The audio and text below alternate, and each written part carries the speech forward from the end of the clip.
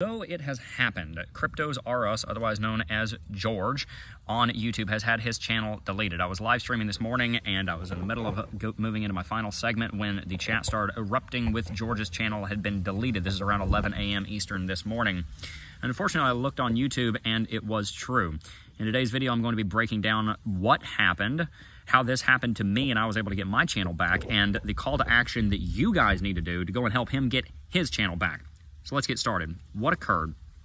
Well, it seems that George's channel has been taken down for the extremely unhelpful reason of harmful and dangerous content. Essentially, when a YouTuber has their channel deleted, YouTube just cites, oh, well, there was harmful and dangerous content, and according to our policy, you cannot have harmful and dangerous content, so your channel now no longer exists. It has been terminated.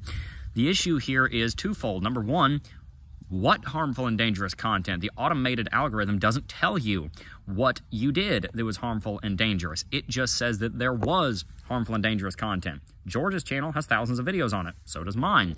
You guys can understand the confusion that someone like George is experiencing right now when you have no idea why YouTube's algorithm took your channel down. And that's the second problem, is that even if you're a channel of nearly 700,000 subscribers like CRYPTOSRUS is, you still are not speaking directly with a human. And the reason for that is because even though 700,000 subscribers is a lot, there's 2.7 billion users on YouTube. There are probably about 300 or 400 or 500,000 channels that are even larger than George's. So YouTube doesn't have the manpower to be able to speak to every single individual personally. And so they have a bot do this.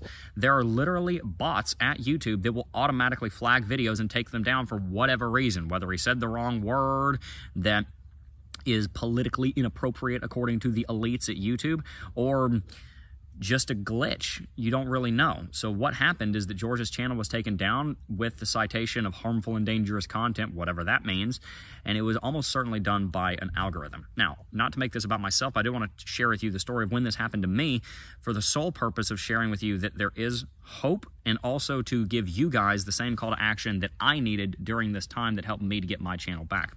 A little over 2 years ago, almost exactly 2 years ago, our channel was taken down. At the time, I had my chief marketing officer call me at 3 o'clock in the morning, and he's a very straight to the point guy. His name was Shannon, and he just said, Jeb, the channel's gone. And then he just paused, and I just paused, and I said, oh, really? What happened there? Okay, so I spent the next 2 or 3 hours working to get the channel back online, and I was able to find, I don't remember how to find it, but I'll see if I can figure it out and share it with George. There's some way that you can get in contact with customer support. If you're a big enough channel, I think you have to have like over 150,000 subscribers or something. George easily passes that. I was able to talk to somebody. They put in a ticket and it solved it and whatnot. But one of the things that also helped is I reached out to Carl from the Moon. I reached out to, I think Ben. I think I reached out to Ben. And a few other people, and they posted tweets about it, and the channel got back. And so I went back to sleep about 5 a.m., woke up an hour or two later to go to work, and the channel was back and it was restored and it was all kosher. I'll link to the video where I talked about what happened down below.